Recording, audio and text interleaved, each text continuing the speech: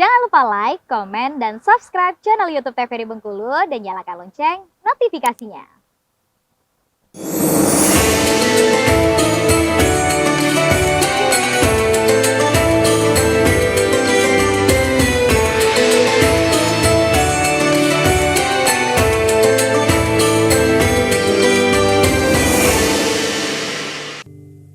Pemirsa, terima kasih Anda masih bersama kami dalam Mutiara Kolbu dengan tema kita hari ini, nikmat bersyukur. Nah tadi ya Ustadz ya, bahwa segala bentuk kesulitan, kesusahan yang terjadi dalam hidup kita itu yakinlah bahwa itu adalah ujian dari Allah dan bentuk cinta Allah kepada umatnya, hambanya ya Tat ya. Nah Ustadz, mungkin kita kembali memberikan kesempatan kepada ibu-ibu bagi yang mau bertanya, ibu-ibu boleh silakan.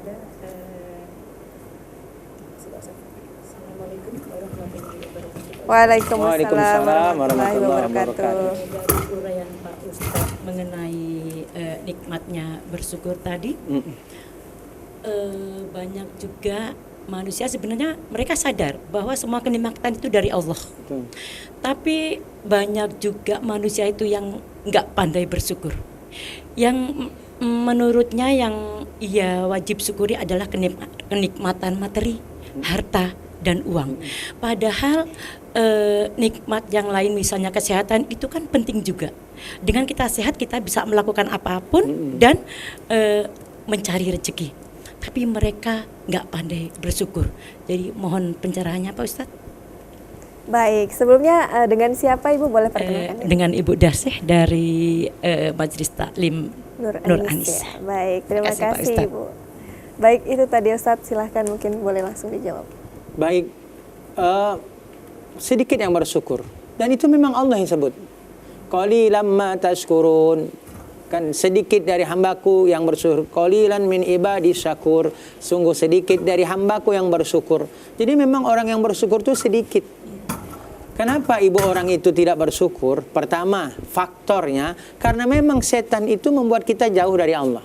Kan dalam Quran surah Al-A'raf ayat 17 itu, setan itu mencelakakan kita, menyesatkan kita, tsumma la tiana min baina aidihim wa min khalfihim wa an aymanihim wa an syama'ilihim. Setan itu datang dari kita, menyesatkan kita, datang dari depan kita. Kalau kita tidak bisa diganggu dari depan, dia akan datang dari belakang. Kalau tidak bisa datang dari belakang, dia akan datang dari kanan. Kalau tidak bisa datang dari kanan, dia akan datang dari sebelah kiri. Jadi setan itu ada baiknya. Apa baik sifat setan? Tak pernah kenal putus asa dalam menyesatkan manusia, dalam keburukan. Kalau kita kan ketika mencoba gagal, udah kita putus asa. Tapi setan itu tidak. Sampai kiamat kurang 2 hari, setan nggak pernah putus asa. Dia datang dari depan untuk menyesatkan kita. Apa maksud datang dari depan? Kita dibuatnya apa? Lupa dengan akhirat. Kita dibuatnya lupa mati. Kalau tidak bisa kita diganggunya, dia akan datang dari belakang. Dia tidak akan kabur. Dia datang dari belakang apa? Kita dibuatnya cinta dengan dunia. Maka banyak orang mengukur nikmat itu dari dunianya tadi. Oh, aku nggak dapat nikmat. Padahal betul kata ibu. Ternyata nikmat itu bukan hanya materi. Justru nikmat yang paling banyak yang immateri, yang bukan materi. Keluarga sejahtera. Sakinah kita itu nikmat lebih mahal daripada nikmat harta yang tampak. Kemudian kita sampai puncaknya mati husnul khotimah, kita diberikan sehat, ibu kita bisa datang majelis taklim, ini nikmat luar biasa. Dan puncaknya nikmat, puncaknya rezeki adalah kita dimasukkan ke sorga. Dan itulah puncaknya nikmat. Untuk apa hari ini kita berbahagia di dunia dengan gelimpahan harta, kalau toh nanti kita tidak masuk sorga? Maka lebih baik kita bahagia di dunia, kemudian kita masuk surga. Lebih baik hutang tak ada, asal uang banyak. Itu jauh lebih baik daripada hutang banyak, tapi uang tak ada. Ibu pilih yang mana? Nggak ada hutang banyak uang. Nggak ada hutang banyak uang ya Bu ya. Tetapi ternyata nikmat itu ukurannya bukan hanya materi, bukan hanya uang, bukan hanya harta, bukan rumah. Tetapi justru yang di luar itu jauh lebih banyak. Banyak orang berlimpahan harta, tapi dia tidak bahagia dalam rumah tangganya. Ibu pilih mana? Mau banyak uang, tapi suaminya selingkuh. Pilih mana? Atau tidak ada uang, suami selingkuh. Nggak mau semuanya ya Bu ya.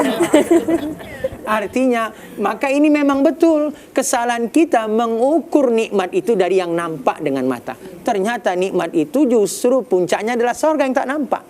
Maka inilah kita Datang setan itu dari depan, membuat kita lupa akhirat. Datang dari belakang, membuat kita cinta dunia, sehingga kita mengukur semua dengan dunia. Kalau tidak datang dari belakang, dia tidak bisa mengganggu kita. Dia akan datang dari kanan kita. Apa? Kita dibuat meremehkan amal-amal sunnah. Sehingga kita akan cuma sunnah. Yang penting kan wajib dikerjakan. Kan cuma sunnah. Itulah setan. Kalau tidak dia datang dari kanan, dia tidak bisa menjerumuskan kita. Dia akan datang dari sebelah kiri. Apa kata setan? Dibuatnya kita meremehkan dosa kecil. Sehingga banyak orang mengulang-ulang dosa, di dosa yang sama, di hari yang sama. Salah satunya apa? Tidak bersyukur dengan pemberian Allah dari nikmat yang dia dapatkan. Jadi itu Ibu, itu memang faktor pertama. Kenapa? Karena memang kita dibuat setan tidak mau bersyukur. Yang kedua, karena memang Allah sebutkan sedikit hambaku yang bersyukur tadi kata Allah. Dalam Quran surah Sabah, dalam surah-surah Sajdah kan, di subuh Jumat biasanya dibacakan. Mereka hamba Allah itu memang sedikit bersyukur. Kenapa? Karena faktornya membandingkan nikmat. Maka tugas kita jangan pernah bandingkan nikmat kita dengan orang lain. Ketika kita bandingkan nikmat kita dengan orang lain, maka disitulah kita akan lupa kepada yang memberi nikmat. Maka orang dengki itu Ibu dan pemirsa TVRI di Bengkulu yang dimuliakan Allah, orang dengki itu adalah mereka yang membandingkan nikmat si A dengan nikmat dirinya. Ketika dia dengki, sesungguhnya dia bukan dengki kepada si A, tapi dia sedang dengki kepada siapa? Dengki kepada Allah. Karena yang memberi nikmat si A siapa? Allah. Ketika kita dengki kepada si A dengan nikmat yang banyak, berarti kita bukan dengki kepada si A. Sesungguhnya kita sedang dengki kepada Allah. Toh yang memberi nikmat tadi adalah Allah, bukan si A, bukan orang tua si A, Allah. Berarti itulah kita dengki. Maka diingatkan Nabi, iyyakum wal hasad fa inal hasada ya'kul hasanat kama ta'kulun narul khatab. Hati-hati kata Nabi, jangan kau dengki. Karena dengki itu bisa memakan amal-amal soleh kita. Persis kata Nabi seperti api yang bisa memakan kayu api. Maka jangan pernah membandingkan nikmat kita dengan nikmat orang. Jangan pernah bandingkan suami kita dengan suami orang. Kan ada itu. Oh enak ya suami tetangga sebelah. Dari pagi dia nyapu rumah, dia ngepel, dia nyuci, dia gosok, dia masak. Suami aku tidak pernah. Ini salah siapa mau kawin sama suami gini? Maka ini yang membandingkan nikmat. Akhirnya apa? Kita lupa kepada yang memberi nikmat. Sehingga kita tidak terima takdir Allah. Maka begitu Mbak. Baik, terima kasih Ustadz. Jadi syaitan itu memang terus menggoda setan itu. Kan Allah katakan inna syaitan lakum adu mubin. Setan itu musuhmu yang nyata. Dia tidak tampak dengan mata, tapi Allah katakan itulah musuh yang nyata. Itulah kenapa iman harus dijaga ya Ustadz ya. Karena kalau tidak nanti naik turun. Ya, betul. Baik, terima kasih Ustadz. Iya. Ibu-ibu bagi yang ingin bertanya lagi boleh silakan perkenalkan diri terlebih dahulu.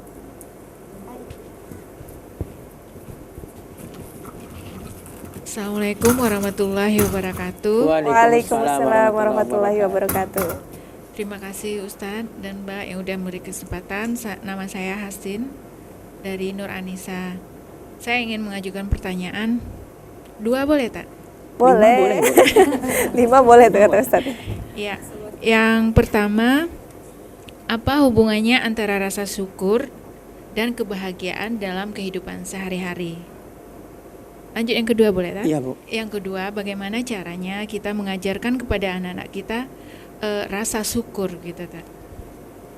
Itu aja tak. Terima kasih. Assalamualaikum warahmatullahi wabarakatuh. Waalaikumsalam warahmatullahi wabarakatuh. Terima kasih Bu sudah bertanya. Mungkin pertanyaan yang pertama dulu nih Ustadz. Hubungan antara syukur dengan kebahagiaan itu apa Ustadz? Baik. Apa hubungannya rasa syukur dengan bahagia? Jelas sangat berhubungan. Jadi orang bahagia itu ketika dia meyakini semua ini adalah bagian takdir Allah, maka dia akan qanaah. Qanaah itu dalam bahasa kita dia merasa cukup. Kenapa? Karena dia yakin inilah yang Allah kasih untukku dan ini yang Allah Maha tahu untukku, inilah jatah aku. Sehingga orang bersyukur itu dia yakin ini nikmat dari Allah. Sehingga dia hatinya selalu dekat dengan Allah, lisannya mengucap dan memuji Allah, kemudian perbuatannya pun semakin taat dia kepada Allah. Karena tadi Ibu, orang menderita itu bukan orang dapat nikmat, tapi orang menderita itu orang yang tak pandai bersyukur dengan nikmat. Bukankah ala bi zikrillahi tatmainul qulub? Apa janji Allah? Dengan mengingat Allah hatimu akan jadi tenang. Kan bersyukur itu berarti kita ingat Allah. Maka di situ akan datang ketenangan. Maka kita tidak akan pernah cemburu dengan rezeki orang. Kenapa? Karena ini Allah yang ngatur. Kan dengan mengingat Allah hati pasti akan jadi tenang. Maka orang bersyukur itu biasanya tidurnya nyenyak. Orang bersyukur itu insya Allah badannya sehat. Insya Allah. Kenapa? Karena dia tidak mau mengukur nikmat orang, dia ukur dirinya. Maka itu ibu, hubungan syukur dengan bahagia sangat erat. Ada orang diberi harta, berlimpah dalam ukuran dunia, tapi dia tidak bahagia. Kenapa? Karena dia tidak bersyukur. Kita lihat contoh kasus. Di mana angka kematian bunuh diri tertinggi? Bukan di negara miskin. Di mana ibu menurut penelitian? Negara yang kaya. Ya? Korea, Jepang. Dan yang bunuh diri bukan orang miskin. Pejabat, orang-orang kaya, artis, bukankah seperti itu? Artinya, kalaulah kebahagiaan itu ukuran jabatan, nggak mungkin ada menteri bunuh diri. Tidak mungkin ada artis Korea kemarin ya mati bunuh diri. Padahal mereka sampai puncak popularitasnya, hartanya cukup, semua berlimpah. Tapi mereka mati bunuh diri. Artinya, tak ada jaminan harta itu membuat kebahagiaan. Apa yang membahagiakan? Allah. Bagaimana? Ingat Allah. Maka dapat nikmat, syukuri. Syukur tadi 3, hati meyakini nikmat datang dari Allah, lisan senantiasa memuji Allah, perbuatan kita semakin taat kepada Allah, maka akan lahirlah ketenangan, kebahagiaan. Itu yang pertama. Luar yang biasa. kedua, Pertanyaan kedua akan kita jawab. Oh, Apakah akan dijawab oleh Ustadz? Usai jeda pariwara berikut ya Ibu. Pemirsa jangan kemana-mana, tetap bersama kami dalam Mutiara Kolbu.